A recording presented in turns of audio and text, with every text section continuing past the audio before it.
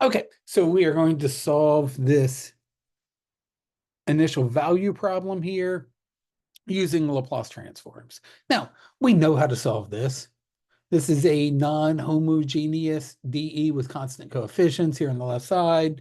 We know we solve our homogeneous version, get our YC or complementary solution, use undetermined coefficients to get our YP, squish them together, and then plug in our initial conditions. Absolutely, we could do it. One of the neat things about Laplace transforms is I don't have to do any calculus. Once I convert everything over, it's just algebra. So it's an alternate way to do this problem that we could do another way. Okay, so recall the Laplace transform of little y is capital Y. You got to keep your lowercase and your uppercase separate. They have to look different or you're going to have a bad time. Laplace transform of y prime is s capital Y minus y little y of 0, our initial condition. Laplace transform of y double prime is s squared capital Y minus s y of 0 minus y prime of 0. Remember, when you're taking Laplace transforms of derivatives, your powers on s will go down while your initial condition powers or derivatives go up. See, I start with regular y of 0, and then the next one is y prime of 0. When the s's go down, the little y primes go up. Okay, filling everything in here. So remember, the Laplace transform is a linear operator. We are going to take the Laplace transform of both sides. And by linear operator, meaning I can distribute and I can factor all these constants out. So we will get Laplace transform of y double prime minus 4 times Laplace transform of y prime minus 12, the transform of y equals 3 Laplace transform of e to the 2t. That's not a negative 2, that's just a 2. So I can distribute Laplace transform and I can pull the constants out in front. Okay, now I just fill in. This guy here, we know that's s squared capital Y minus little s times y of 0. Right there, that's a 1. Minus y prime of 0, 4. That's this 4 right there, not that 4. He's coming next. Minus 4 times Laplace transform of y prime. That was s capital Y minus y of 0. All of that is that. Minus 12 times Laplace transform of little y is capital Y. Okay, now we got to go to our Laplace table. What was the Laplace transform of e to the 2t? So that's right here. The Laplace transform of e to the at is 1 over s minus a. In our case, the role of a is being played by 2. So I get 3 comes along for the ride over s minus 2. Okay, now we want to clean this up. So we'll get s squared y minus s minus 4. Mistakes happen here with arithmetic, not distributing negatives. It's the most common mistake I see here. I've got to be really careful. Distribute that negative 4.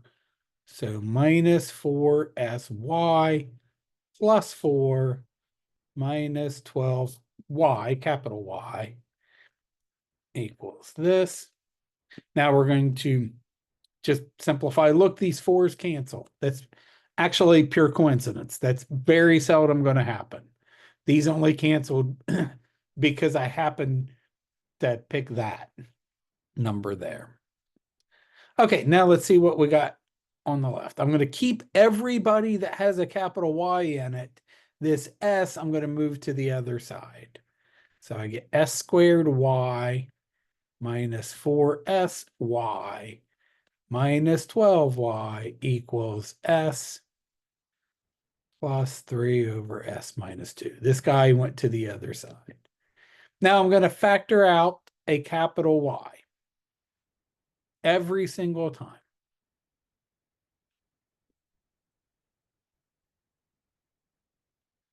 Now I want you to notice something. Look what's left here in this polynomial in S. It looks exactly like the original equation. It looks like what we would get for a characteristic polynomial, only now we're using S instead of lambda. That's going to happen every single time. Every single time. If this doesn't happen, you've done goofed. Really, we could kind of skip to this step. This is what we were trying to figure out. What gets added to the other side? See, if those fours hadn't canceled, we would have a number over here also. We would have this S coming over. That's where the algebra is going to happen every time, is figuring out what gets added over here, all the stuff that doesn't have a Y attached to it. The stuff that has a Y attached to it is always seriously just going to be your characteristic polynomial in S.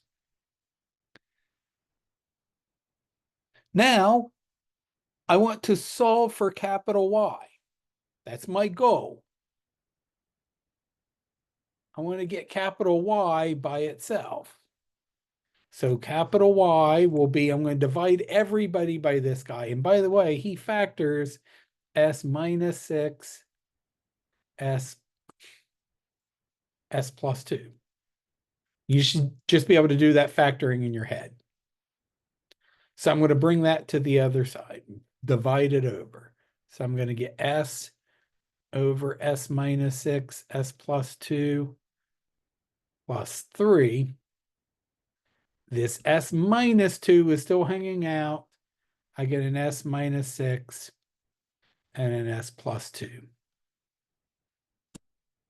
Okay, that's a major step. We've gotten there. We got our capital Y. Now let's just take the inverse Laplace transform of both sides.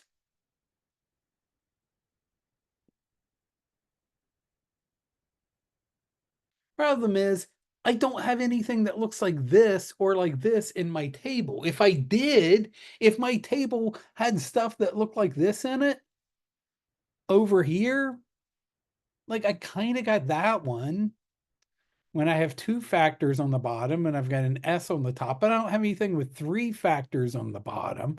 See, I kind of got this one with 2 factors. I could kind of go through and try to take this guy's inverse transform, something that's S and 2 factors on the top. Sure, I could. That would be something like this. But I don't have anything with 3 factors. If I did, I would just use the table. So what we're going to do every single time once we get here is we're going to do partial fraction decomposition, so that we can do this easily just using the table.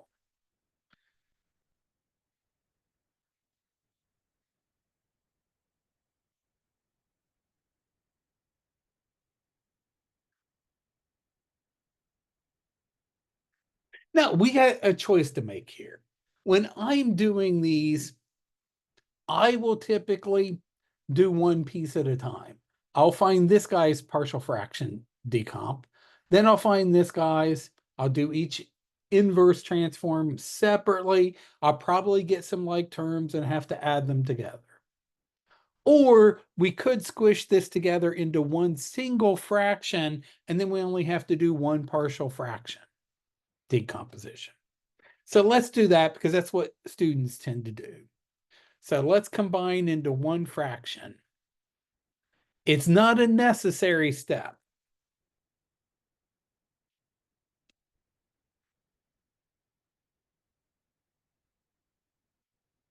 But it will make some of the algebra later easier.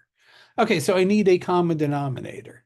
This guy has an x plus 2. He has an s, who's missing? S minus 2. This guy needs an s minus 2 top and bottom. So multiply top and bottom here by s minus 2. I'm just going to write out all the details here.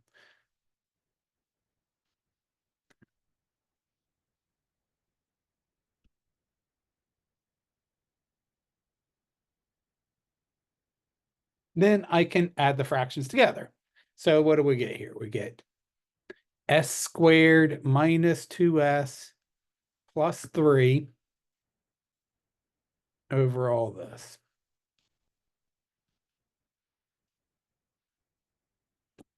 And that guy's not going to factor. If this thing factored, by the way, and I could cancel something, that would save me a little bit of work, but that's not going to happen.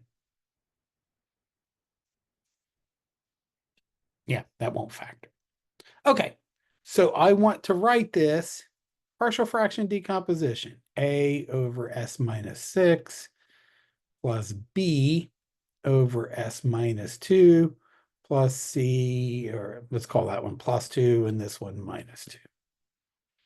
Okay, now what we're going to do in this equation here, multiply both sides by the common denominator. So I'm going to multiply through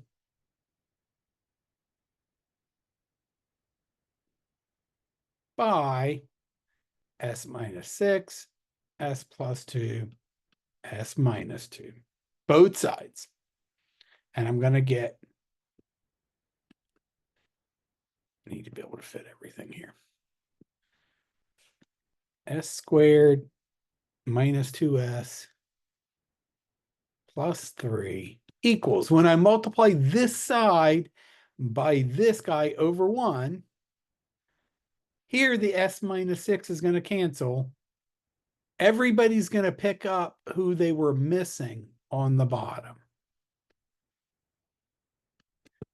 When I multiply this b guy times all this stuff, the plus 2 is going to cancel, leaving the other ones behind. I want this all to be on one line. Let me pause a second. Okay, just made that a little smaller. Then when I multiply this guy by that, the s minus 2 will cancel, and I'll just get plus c. And whoever was missing, s minus 6, s plus 2. Okay, the only way two polynomials can be equal for every value of s is if all the coefficients are equal. Okay, so there's the long way to solve this and the short way.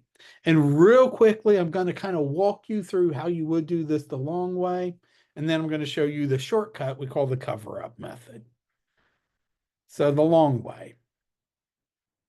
Clean all this up.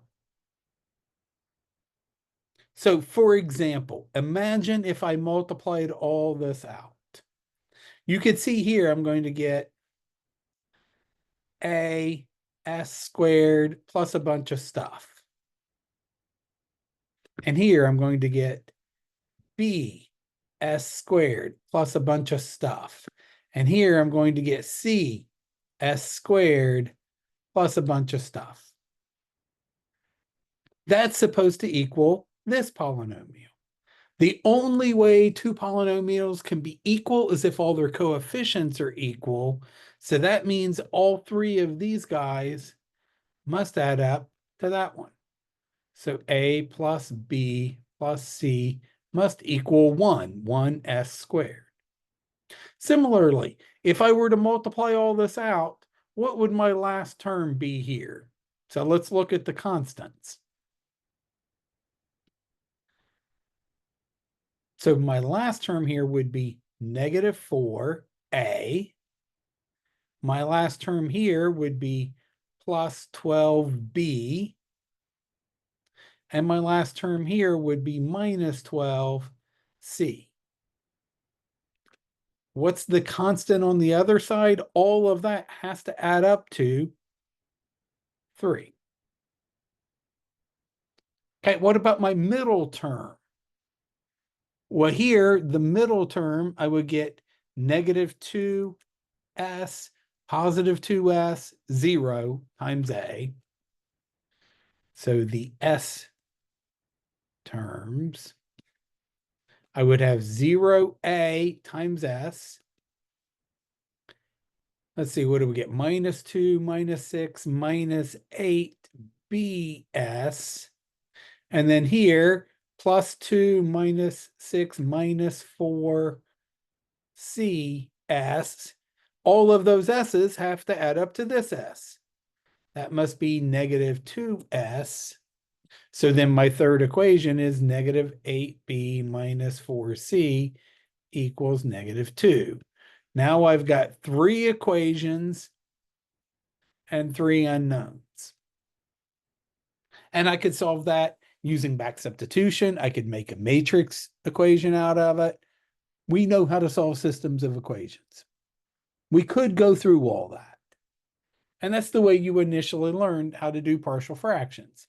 That's not what we're going to do. I'm going to copy this one. Let me pause.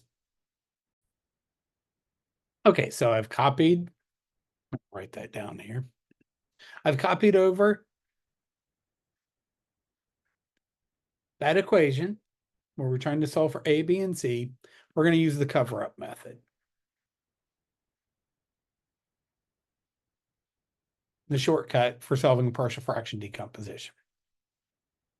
Okay, so what do I mean by that? By the way, this trick does not always work. Anytime you have repeated factors, if at the beginning I'd had an s plus 2 squared, this trick isn't going to completely solve everything, but it'll get you mostly there. This equation must be true for all values of s. I'm allowed, if I wanted to plug in s equals 7 everywhere you see an s, and the statement would still be true. I can plug in anything I want. Anything I want, I'm allowed to plug in for s. What can I plug in for s that would make some of these maybe disappear? Well, if I plug in s equals 2, look, those guys right there will disappear, leaving only c's. So that's what we plug in. We plug in the roots of all these linear factors one at a time to solve for one letter at a time. So we plug in, let's set s equal to 2 everywhere.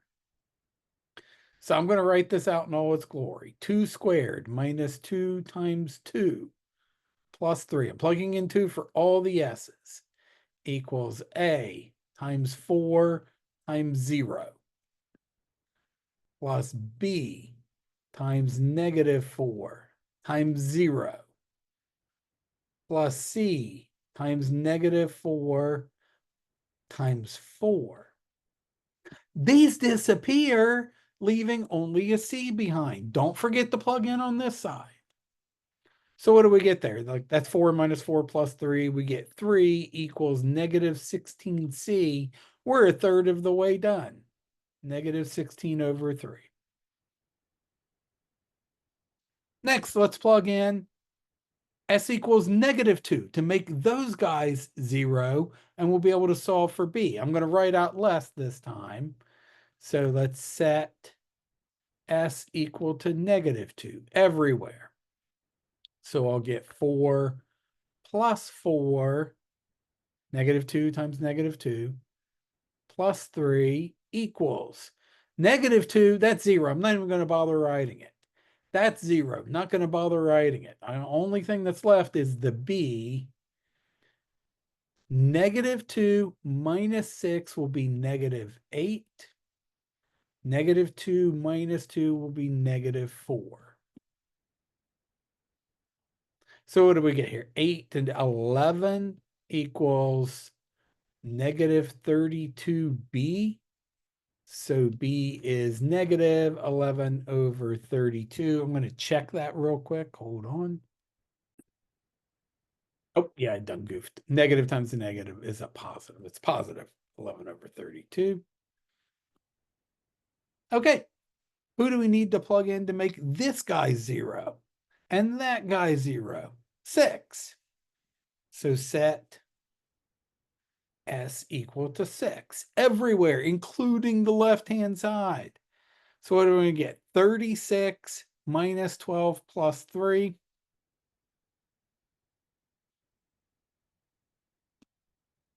And we're going to be able to solve for a this time because that's 0. That's 0. We can pick any number we want for s. We might as well pick the one that makes some of these numbers 0, some of these factors 0. I'm going to get a times 8 times 4 because I'm plugging in 6.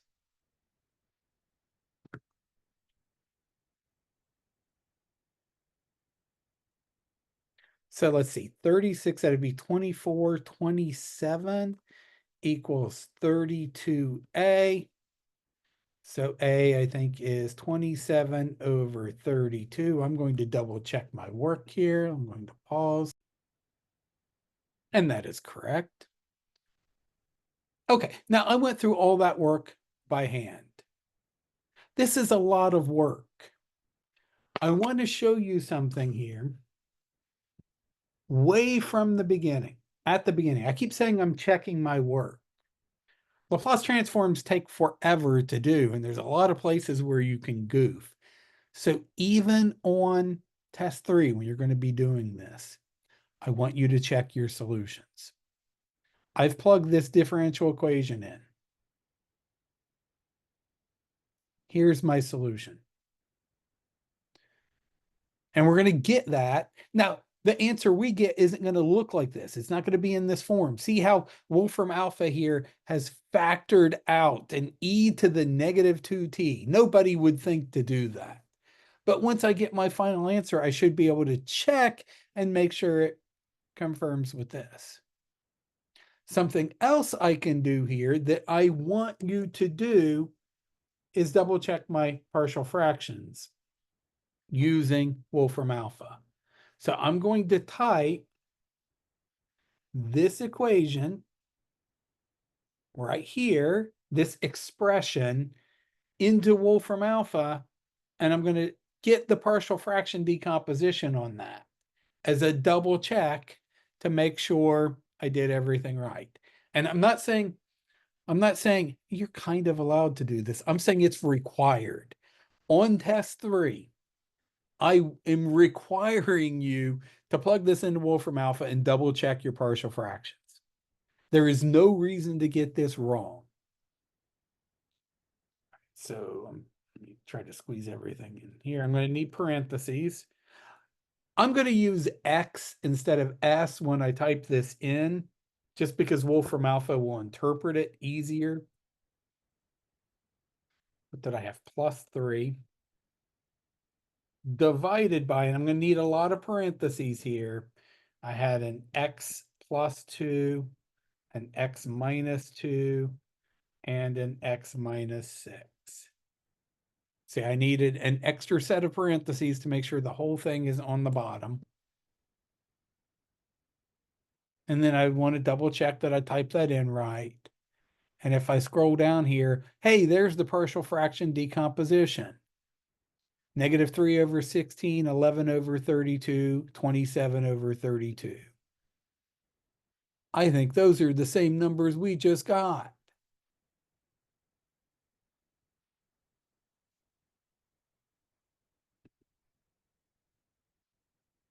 Oh, 3. Oh, did I goof there? Yes, I did. Look at that. This is why I want you to check, because it's so easy to make a silly mistake like this. 3 over 16. Oops, not 16 over 3. So negative 3 over 16. Check your partial fraction decomposition in Wolfram alpha. Okay, now that we've done that, I can rewrite y equals A. Who was A? A was over S minus 6. 27 over 32 over S minus 6. Plus B, 11 over 32, and he was the 1 over S plus 2.